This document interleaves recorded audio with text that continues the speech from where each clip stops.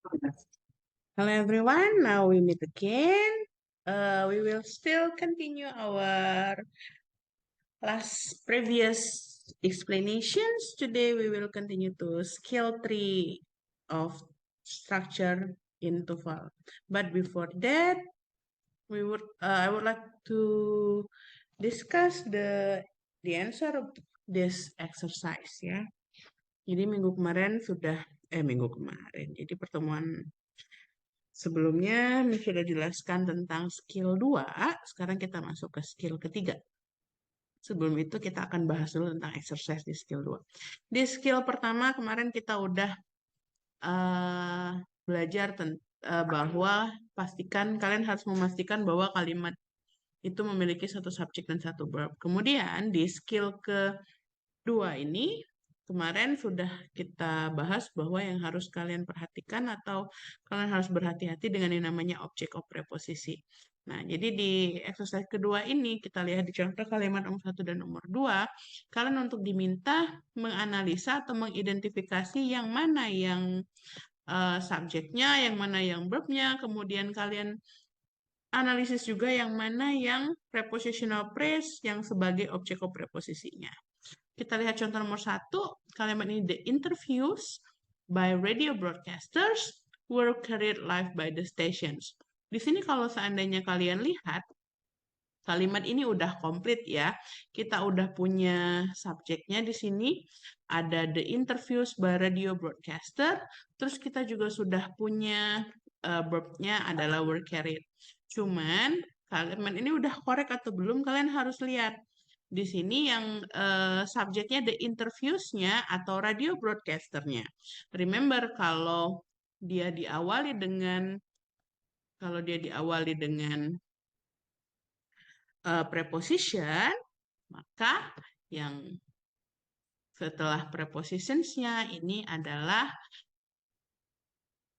object of preposisi, maka yang menjadi subjek adalah the interview. Berhubung dari interviewnya jamak dan ini were, subject verb agreement-nya complete, cocok, maka ini kalimatnya correct.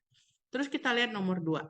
Ya, nomor 2, in the last possible moment, sama before take off, terus took his seat in the airplane. Di kalimat ini, dua frase yang sudah digarisbawahi di lingkaran ini dua-duanya adalah prepositional phrase yang berarti dua-duanya adalah object of preposisi. Ingat kalau object of preposisi nggak bisa jadi subjek, berarti untuk kalimat nomor 2 ini nggak ada subjeknya, hilang subjeknya. Jadi apa yang took his seat in the airplane? Siapa yang took his seat in the airplane? Siapa yang mengambil duduknya di pesawat gitu ya. Jadi kalimat ini incorrect karena dia tidak ada subjeknya. Sekarang kita lihat yang nomor 3 ya. Di nomor 3 kita analisis dulu untuk subjeknya, untuk kata kerjanya ya. Untuk kata kerjanya di nomor 3 kita punya yang namanya Oke, jadi kalian bisa lihat sekarang di soal nomor 3 ya. Di soal nomor 3 kita analisis dulu kata kerjanya yang mana.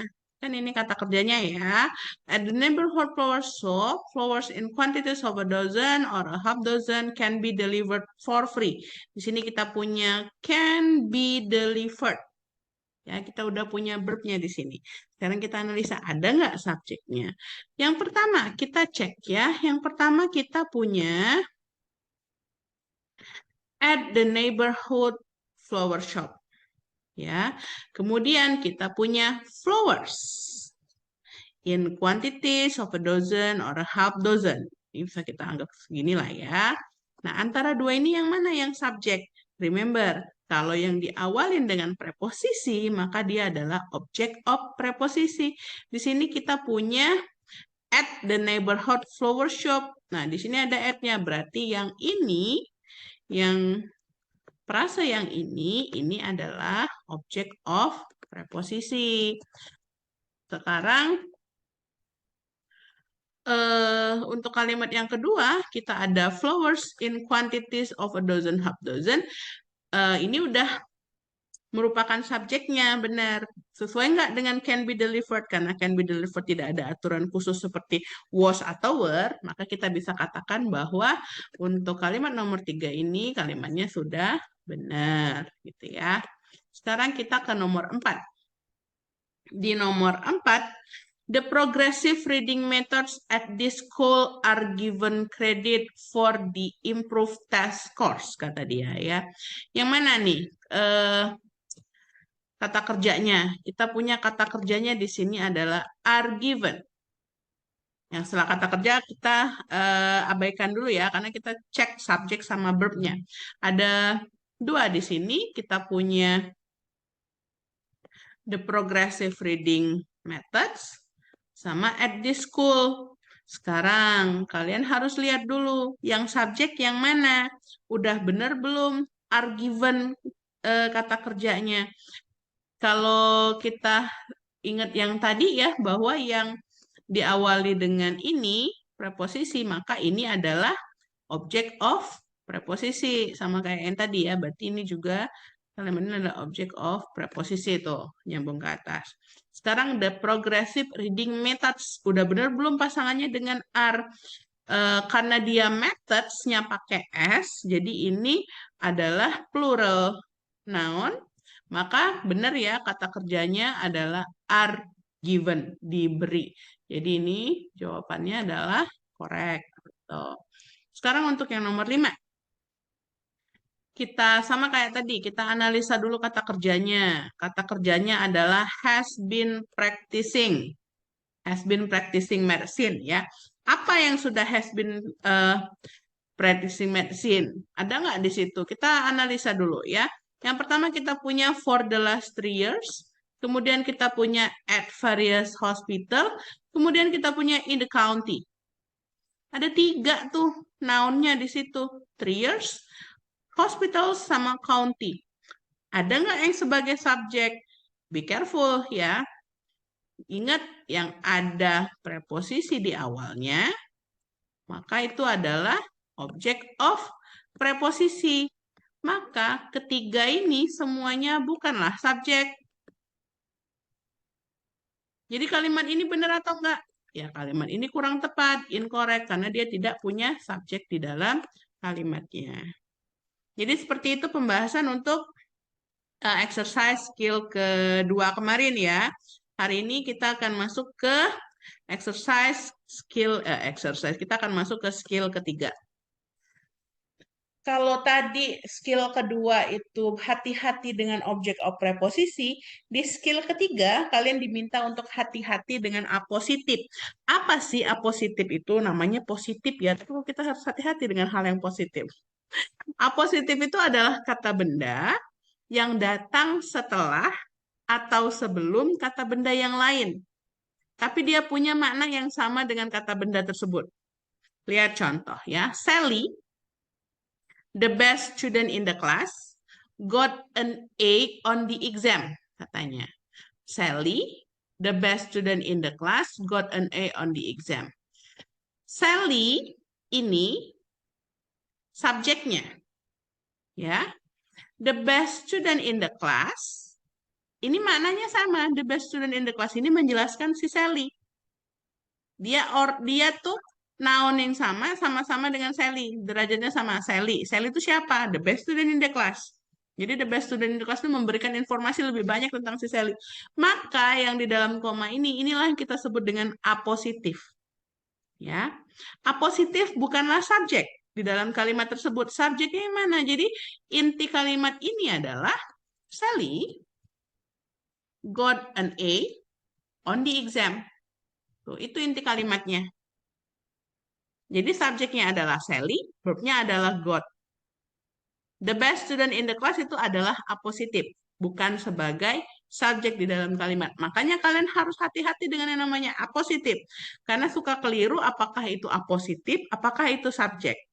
Oke, kita lihat contoh selanjutnya ya. Contoh selanjutnya, di contoh kalimat ini, titik, koma, George, koma, is attending the lecture. Kalau kita lihat sekilas, kalimat ini nih udah benar ya, George is attending the lecture. But the problem is George di sini bukanlah subjek. Kita masih kehilangan subjek di sini. Kenapa George-nya bukan subjek? Kalian lihat ada 2 koma sebelum George dan setelah George ini mengindikasikan bahwa George di sini sebagai apositif. Dia menjelaskan sesuatu. Berarti yang di sini adalah sesuatu yang dijelaskan oleh si George. Berarti kita masih butuh subjeknya di sini. Masih butuh kata benda. Balik lagi ke skill yang satu kemarin. Analisa yang bukan kata benda. Right now kata benda atau bukan? Bukan. Happily kata benda atau bukan? Bukan. Because of the time kata benda atau bukan? Bukan. Maka kalian dapat jawabannya adalah my friend. My friend, George, is attending the lectures. Jadi kalimat ini lengkapnya adalah my friend is attending the lecture. My friend yang mana? Teman saya yang mana? Ya si George. Jadi George tadi menjelaskan si my friend ini. Itulah yang dinamakan dengan apositif. Ya. Sekarang coba kita cek ke penjelasan selanjutnya ya. Titik-titik-titik Sarah rarely misses her basketball shots. Remember tadi ya. Apositif bisa datang setelah si noun, bisa juga datang sebelum si noun. Di contoh yang ini, apositifnya terletak di sebelum. Kalau misalkan Miss, kenapa masih harus dicari apositif? Kan kan udah ada subjeknya, yaitu tadi. Karena soalnya meminta kalian melengkapi apa yang kurang kan? Jadi apa yang kurang di sini? Kalimatnya ini udah ada nih, Sarah rarely misses her basketball shots katanya. Udah ada subjeknya? Ada, udah ada Sarah. Udah ada verbnya, ada Mrs. Cuman sekarang masalahnya masih ada yang ditanyain nih di sini. Apa yang hilang di sini? Kalian lihat ada koma di sini. Ini mengindikasikan bahwa yang dicari adalah apositif. Ingat, apositif adalah kata benda yang maknanya sama dengan si Sarah. Yang mana? Cari yang nggak ada kata kerja. Yang ini ada kata kerja is salah. Yang ini juga ada kata kerja is salah. Sedangkan di sini berarti tinggal nomor A sama nomor D ya. Karena yang nomor B sama nomor C udah pasti salah. Nah, nomor A sama D mana yang sejajar sama si Sarah, sama-sama noun. Yang benar adalah yang A. Karena dia sama-sama orang, merujuk ke orang. An excellent basketball player. Pemain. Siapa pemainnya? Sarah. Karena kalau kalian jawabnya yang D, her excellent basketball play, ini dia menunjukkan ke bendanya, bukan ke orangnya. Makanya jawabannya yang A. Seperti itu ya. Oke. Jadi untuk apositif tadi itu ada 2 macam ya. Apositif yang muncul setelah kata bendanya, ada juga apositif yang muncul sebelum. Tandanya adalah ketika apositifnya itu muncul setelah, maka komanya itu ada 2. Komanya ada di setelah subjek, kemudian setelah apositifnya. Tapi kalau apositifnya di awal, itu komanya 1 nih. Ya, sebelum si subjek. Oke, itu untuk penjelasan tentang apositif. Saya rasa udah cukup jelas ya untuk apositif. Nah, kita ada exercise lagi, exercise ketiga. Kalian diminta untuk menganalisis mana, sama seperti tadi, mana subjeknya, mana verbnya. Kemudian kalian juga diminta untuk menganalisis mana apositifnya. Dikerjakan dulu, nanti kita akan bahas lagi sebelum kita masuk ke skill keempat. Thank you for today. See you again in the next skill. Goodbye and Assalamualaikum warahmatullahi wabarakatuh. Oke.